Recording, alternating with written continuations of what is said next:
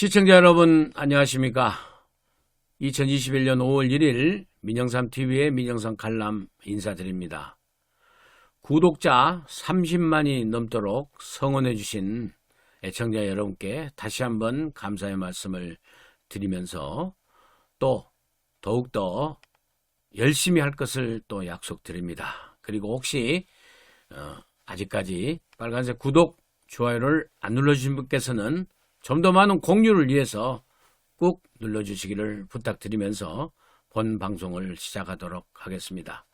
오늘 이 시간에는 새로 원내대표를 선출하고 또 전열을 정비하고 있는 제1야당 국민의힘이 앞으로 어떻게 또 더욱더 정비를 해서 내년 3월 9일에 있을 대통령 선거에서 정권교체 이업을 달성할 수 있을 것인가, 또 그 정권교체를 달성하기 위해서는 국민의힘이 어떻게 해야 할 것인가 하는 민영삼 칼럼의 의견을 애청자 여러분들께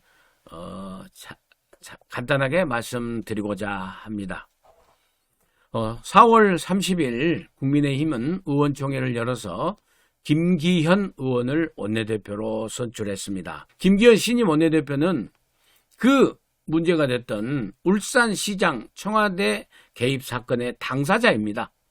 정말 그대로 갔으면은 울산시장에 무난히 재선되었을 김기현 의원인데 김기현 의원이 당에서 울산시장 재공천을 받던 그날 황운하 경찰청장의 경찰이 압수수색을 들어오면서 청와대 하명 수사가 시작된 걸 우리가 잘 알고 있지 않습니까? 그 사건으로 인해서 13명이 기소되고 그저께 이진석 지금 청와대 상황실장까지 기소되어서 14명이 기소되고 그런 그 사건인데, 청와대 실세들이 9개, 8개 기간, 8개, 9개 기간이 다 해서 김기현 시장의 당선을 막고 송초로 문재인 대통령의 30년 친구 송초로 변호사를 당선시키기 위해서 이렇게 선거 개입했던 그 사건의 피해 당사자입니다. 근데 그때 피해를 봐서 울산시장에 낙선을 하고 21대 국회에 입성하여 이번에 원내대표가 되었는데 정말 다시 한번 축하드리고, 앞으로 대여투쟁을 통해서 확실한 제1야당으로서 자리매김하면서 특히 정기국회와 국정감사, 또 그리고 문재인 정부의 아주 완벽한 국정 실패, 경제 분야 정책, 그 다음에 부동산 정책, 일자리 정책, 그리고 안보 외교 정책까지 총괄해서 정책적으로 실패한 부분을 원내에서 확실하게 가을 정기국회에서 보여주실 것을 기대하면서, 또 이제 김기현 원내대표가 잘해서 6월 달에 새로운 당대표를 뽑고 전열을 재정비한 국민의힘은 어떻게 해야 내년 3월에 정권교체의 확실성을 높일 수 있을 것인가에 대해서 민영삼 칼럼의 의견을 지금부터 말씀드리겠습니다. 제가 생각할 적에는 국민의힘이 중심이 돼야 됩니다. 무슨 제3세력이고 저는 그런 의미 없다고 보고, 한 번도 경험적으로 사실은 성공한 예도 없지만은 또 그 경험 법칙상 정치판이라는 게 하늘에서 뚝 떨어지는 게 아니지 않습니까? 그래서 제3세력으로 성공하기는 사실 힘들다. 그래서 물리적으로 시간도 그렇고, 그래서 제1야당인 국민의힘이 중심이 되어서 정권교체를 할 수 있는 기반을 만들어야 된다. 그래서 그 국민의힘이 간단하게 말씀드리면 자기 대선 후보들의, 야권 유력 후보들의 플랫폼이 돼야 된다, 이런 생각을 합니다. 그리고 그 플랫폼을 만들기 위해서는 어떻게 해야 될 것인가 하는 이 문제가 남아 있습니다. 제가 생각할 적에는 누가 뭐라고 그래도 국민의힘이 바로 영남 지역 중심의 보수 본류의 집단 지성을 대표하는 정당입니다. 무슨 친박이고 친이고 이런 걸 다 떠나서 정말 보수의 원류로서, 그리고 이때까지 대한민국이 이 정도로 잘 살아오게 만들어 놓은 근대화 세력, 산업화 세력의 중심이 된 그런 정당이 바로 오늘의 국민의힘이 아닌가 싶습니다. 이 국민의힘이 그 보수 본류의 힘만으로는 안 된다라는 그런 안타까움 때문에 바로 확장성을 통해서 정권교체의 확실성을 높여가는 것이 이 제1야당인 국민의힘의 제1 책무라고 생각을 합니다. 그러면 어떠한 방법을 통해서 확장성을 넓혀갈 것인가? 그 확장성이라면은요, 뭐 말할 것도 없이 지역적으로는 수도권, 영남 외에 충청, 수도권, 강원 지역을 포함한 그 지역으로서, 그리고 더 나아가서는 호남표를 뺏어오는 서진 정책을 포함해야 된다고 생각을 합니다.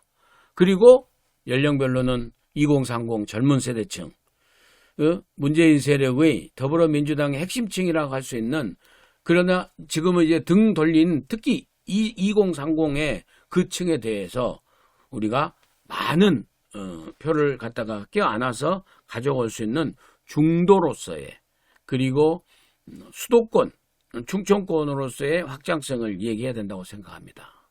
이렇게 하기 위해서는 어떻게 해야 될 것인가? 저는 첫 번째, 절대 계파 정치가 부활해서는 안 된다고 생각을 합니다.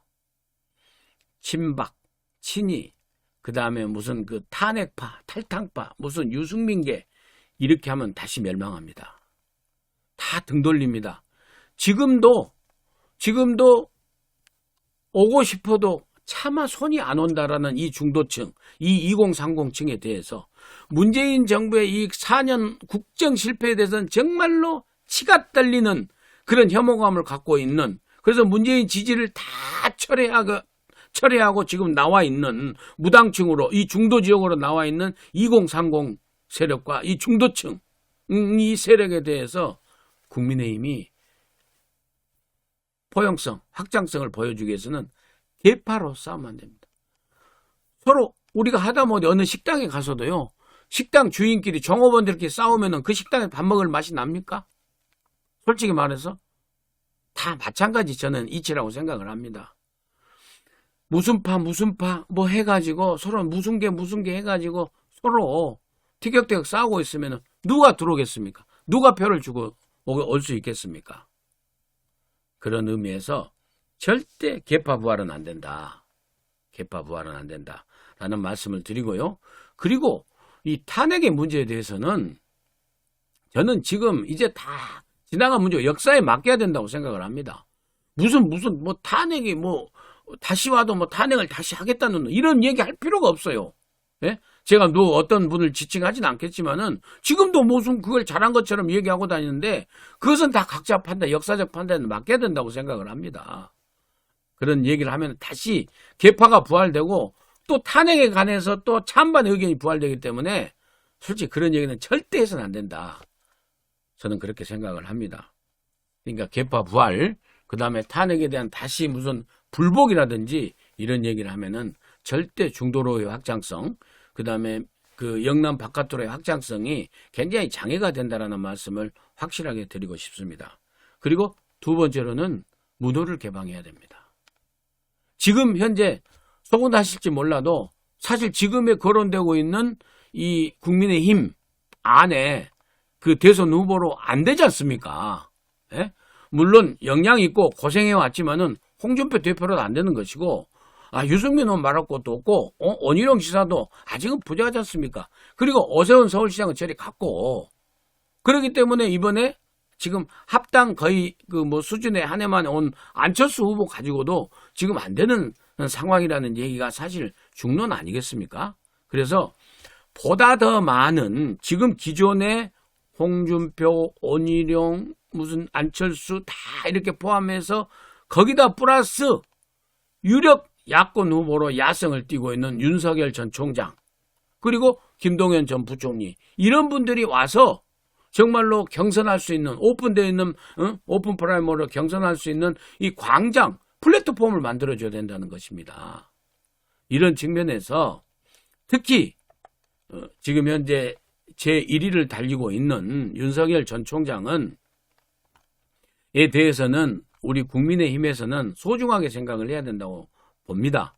제 개인적인 의견입니다만은 윤석열 총장의 과거 적폐 수사팀장으로서 수사했던 것은 그 검사로서 수사한 것에 대한 어떤 강압성이라든지 불법성이 있으면은 거기에 대해서는 분명히 비판이 있어야 되고 윤석열 수사팀, 윤석열 검사도 사과를 해야 된다고 생각을 합니다. 그렇지만은 그 적폐 수사했다는 그 자체를 윤석열 전 총장이 사과할 필요는 뭐가 있겠습니까? 그리고 나서 정치적으로 본인이 적폐 수사를 통해서 물론 합법적이고 오직 수사만을 보고 정치적 중립성을 유지하는 가운데 오직 수사만을 보고 수사를 했는데도 불구하고 많은 피해를 주고 아프게 했던 부분에 대해서 정치적으로 유감 표명을 할 수는 있다 치지만은 모든 사건을 수사하고 그걸 갖다가 수사하고 사과를 하고 그 정치를 하기 위해서는 그걸 사과가 전제돼야 된다. 그런 의견은 저는 동의하지 않습니다. 그런 측면에서 김용판 의원이 문제 제기를 한 그 윤석열 전 총장에 대한 어떤 그 사과 요구라고 할까요? 이런 부분은 국민의힘 내부의 내용밖에 안 된다. 내부에서 싸우는 모습으로밖에 보여지지 않는다라고 저는 좀 안타깝게 생각을 합니다. 김용판 의원이 4월 28일 날 국회에서 긴급 기자회견을 가져서 도끼는 잊어도 나무는 잊지 않는다. 윤 총장께서 진정으로 우리나라의 정치 지도자가 되겠다는 결심을 했다면 최우선적으로 해야 할 것은 사과할 일에 대해 진정성 있게 사과하는 것이라고 주장을 했습니다. 이런 부분에 대해서 물론 오선의 정진석 의원은 묵은 감정 정권교체의 강물에 다 씻어내자. 그리고 또 사선의 권영세 의원도 사심없이 객관적으로 수사한 것을 갖다가 어떻게 탓할 수 있겠느냐.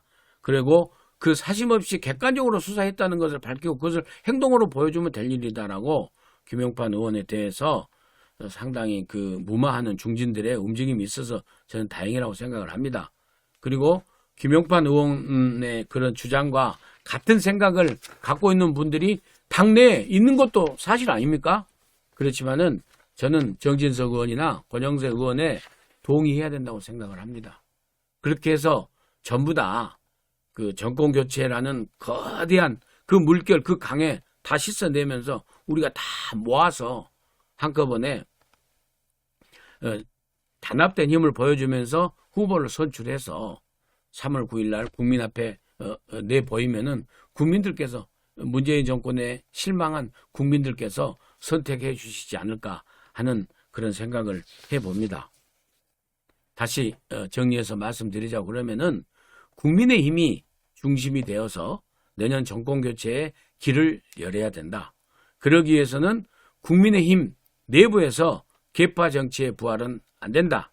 그리고 국민의힘 내부에서 서로 싸우는 내부 분열, 내홍의 모습을 보여서는 절대 안 된다.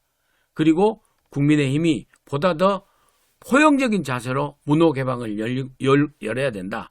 특히 윤석열 전 총장에 대해서는 개인적인 감정, 개인적인 그 일을 가지고 자꾸 어떤 그 흠을 잡으려고 하는 그 태클을 걸려고 하는 그런 자세는 안 된다라고 저는 생각을 합니다.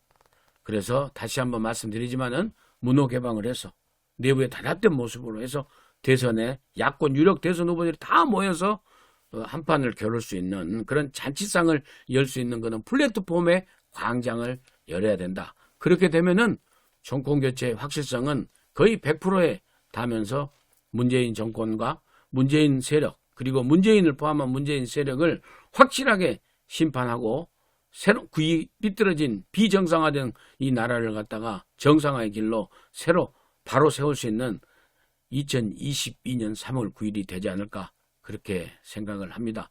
또 앞으로 기회 있는 대로 일이 있을 때마다 민영상 칼럼을 통해서 저의 의견을 말씀드리고 여러분들과 함께 의견을 구하고 공유하고자 합니다. 5월 1일 보내드린 민영상 칼럼 여기서 마치도록 하겠습니다. 시청해 주신 여러분께 진심으로 감사의 말씀 드립니다.